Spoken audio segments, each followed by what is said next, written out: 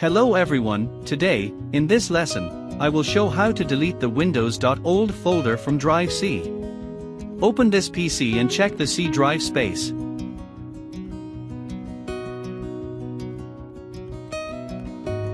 Go to Windows.old folder location. Check folder properties. The folder size shows 26 GB. Now right-click on the folder and try to delete it. But folder delete not possible, show error, you need permission to perform this action.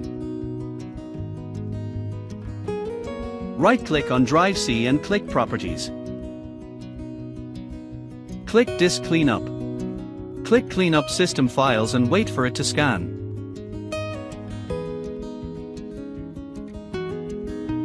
Check previous Windows installations. Click OK. Click Delete Files.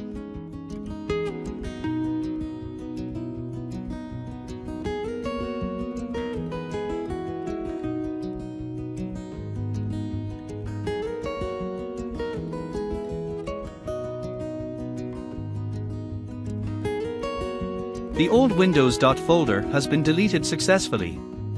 By following these steps, you can successfully delete the previous Windows installation folder.